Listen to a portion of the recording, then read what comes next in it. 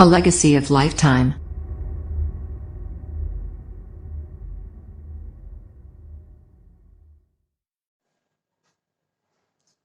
जय श्री राम दोस्तों, कैसे हैं आप सब। आशा करता हूं कि आप सब बहुत मस्त होंगे, स्वस्थ होंगे, खुश होंगे।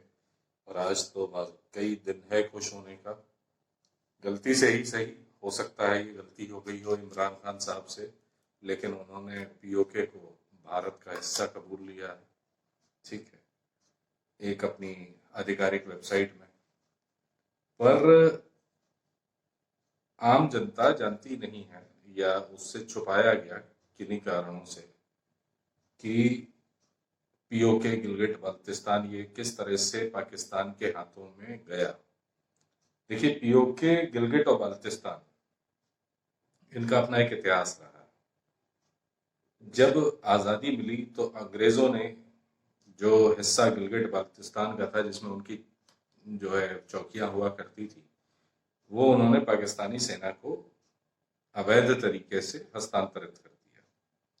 हालांकि उसके लिए अब उनकी ब्रिटिश पार्लियामेंट में ये कबूला जा चुका है कि पाकिस्तान को वो असंवैधानिक तरीके से हस्तांतरित किया गया था और अब उसको भारत को सौंपा जाना चाहिए। पर खैर, पाकिस्तान तो पाकिस्तान है, वो क्यों मानने लगा। अब पीओके का जो हिस्सा था वो उन्होंने कबायली भेज दिया कि साहब, ये हमारी फौज नहीं, ये कबायली हैं। जो चूंकि मुस्लिम बाहुल्य कश्मीर था, तो उन्होंने विद्रोह कर दिया है महाराजा हरि सिंह के शासन के खिलाफ। और मजबूरी में हमारे पास कोई और चारा नहीं था, तो हमको आना पड़ा। हालांकि सरदार पटेल ने उसका मुंह तोड़ जवाब देना शुरू किया। हमारी सेनाएं उतरी मैदान जंग में और उन्होंने धीरे धीरे धीरे धीरे पाकिस्तान से कश्मीर को खाली कराना शुरू किया। पर एक गलती कहिए, सोची समझी रणनीति की विफलता कहिए, या जो कहिए, उस समय नेहरू जी यूनाइटेड नेशंस चले गए। यूनाइटेड नेशंस में उन्होंने अपील करी कि हमारा ये हिस्सा है, इस पे पाकिस्तान अतिक्रमण कर रहा है। तो वो जस की तस स्थिति को रोक दिया गया। ये डिसाइड हुआ कि पाकिस्तान अपनी फौजें पीछे कर ले, भारत अपनी फौजें पीछे कर ले, और फिर वहां पे एक पोल कराया जाए। पर पाकिस्तान अडिग था, वो पीछे हुआ नहीं, भारत भी पीछे हुआ नहीं। अब ये मसला और ये पेंच फंस गया। इसी क्रम में आगे बात आई सियाचिन की। सियाचिन की जो स्ट्रेटेजिकल पोजीशन है, वो बहुत ही तगड़ी पोजीशन है। क्यों? क्योंकि वहां पे भारत, चीन और पाकिस्तान तीनों की सेनाओं का एक हिस्सा जरूर मिलता है। पाकिस्तान ने सन 1984 में मन बनाया कि चोरी छुपे हम इतनी ऊंचाई पे जा करके सियाचिन ग्लेशियर पे कब्जा कर लें। इस को आईएसआई के तत्वावधान में पूरी रणनीति उनकी फौज के साथ मिल करके आईएसआई ने बनाई। इस ऑपरेशन का नाम दिया गया अबाबील। आईएसआई में उस समय आईएसआई के चीफ थे जनरल अख्तर। तो जनरल अख्तर अब्दुल रहमान साहब ने अबाबील की शुरुआत की। भारत की रॉ वो भी गठित हो चुकी थी, और गिरीश चंद्र सक्सेना जी रॉ के अधिकारी हुआ करते थे, तत्कालीन चीफ हुआ करते थे। ये एक एक्स आईपीएस ऑफिसर थे। तो यहाँ पे एक फुल ट्रेन्ड मिलिट्री जो आईएसआई चीफ था, जनरल अख्तर अब्दुल रहमान, और गिरीश चंद्र सक्सेना आईपीएस, इनके बीच में ये एक कंपटीशन शुरू हो गया कि कौन पहले सियाचिन को लेता है। पाकिस्तान अपनी पुरजोर तैयारी में था। प्रेसिडेंट जियाउल हक जो है बड़ी बेतहाशा कदम आगे बढ़ा रहे थे, और उन्होंने 17 अप्रैल 1984 को सियाचिन कैप्चर करने के लिए सोचा। पर खैर, कोई बात नहीं। भारत को इसका अनुभव था कि पाकिस्तान किस तरह से पीठ में छुरा भोगता है और किस तरह से बिना बताए या चोरी छुपे काम करता है। कश्मीर का आज़ादी के बाद पहला सबक पाकिस्तान से भारत ने ले लिया था। तो भारतीय फौजों ने, भारतीय रॉ ने इसकी ट्रेनिंग सन 1981 से ही शुरू कर दी। एंटार्कटिक प्रोग्राम के तहत 1981 से इंडियन आर्मी ट्रूप्स को हाई ऑल्टीट्यूड वॉरफेयर की ट्रेनिंग देने की शुरुआत की गई। लद्दाख स्काउट्स की इसमें बटालियंस थी, और न सिर्फ आर्मी को बल्कि एयरफोर्स को भी, क्योंकि सियाचिन के कैप्चर करने में उस वक्त एयरफोर्स के MI-17, MI-16, MI-8 चीता हेलीकॉप्टर्स ने भी अनगिनत उड़ाने भरी, सामान ले जाने के लिए, रसद ले जाने के लिए, सैनिक ले जाने के लिए बहुत उड़ाने भरी। और वहां उस विषम ग्लेशियर में उनको उतारा गया, एयरलिफ्ट करके वहां पे उतारा गया नीचे के बेसिस से। जब वहां पे उतारा गया तो चूंकि रॉ को खबर मिल चुकी थी, तो लेफ्टिनेंट जनरल PN हून के नेतृत्व में एक ऑपरेशन डिजाइन किया गया, मेघदूत। मेघदूत यानी हवा से, बादलों से जाने वाले दूत, भारतीय दूत जो सियाचिन पे लैंड करे।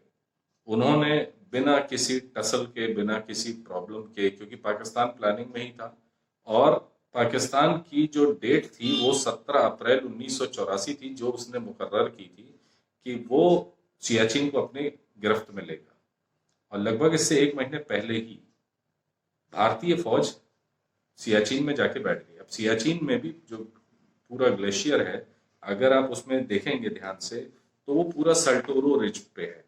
सल्टोरो रिज के जो 4 मेन चोटियां हैं, मेन पॉइंट हैं, जो मेन पीक है, जहां पे इंडियन आर्मी को एक स्ट्रैटेजिकल बेनिफिट था, वो थी सियाला, बिलाफोंडला, इंद्राकोल और द्योंगला।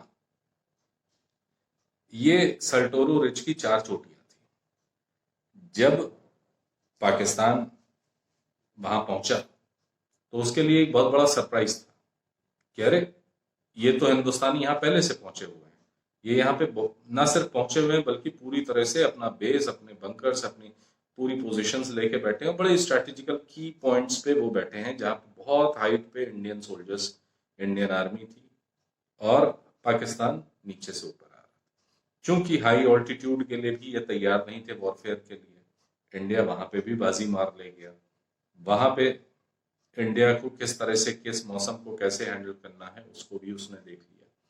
तो ये ऑपरेशन मेघदूत अबाबील को बिल्कुल न्यूट्रलाइज करने में 100 to 100% सक्सेसफुल रहा। रॉ की ये दूसरी बहुत बड़ी जीत थी बांग्लादेश की उत्पत्ति के बाद। रॉ ने जो मुक्ति वाहिनी को सहयोग दे करके प्रथम फायदा देश का ये कराया, पाकिस्तान के खिलाफ उसको पहली कामयाबी ये मिली, और वो भी विश्व ने उस कामयाबी को माना। आज तक किसी भी इतनी बड़ी सेना का जो बांग्लादेश में आत्मसमर्पण हुआ, वो किसी और का नहीं हुआ। ये गौरव भारत की सेना के लिए है, यानी हमारे आपके जैसे भारतीय नागरिकों की छाती 56 इंच करने के लिए, और ये शर्मिंदगी का सबब था पाकिस्तानियों के लिए। इसी सीक्वेंस में दूसरा गौरव का विषय आया हमारे पास, सियाचिन जब आया। Siachen raw chief Girish Chandra Saxena ji, lieutenant general PN हून भारतीय सेना के, और उनकी टीम, इनकी एक बहुत ही सोचे समझे सुलझे रणनीतिक विजय घोष की विजय पताका सियाचिन में फहरा गया, और पाकिस्तान की ISI को मुंह की खानी पड़ी।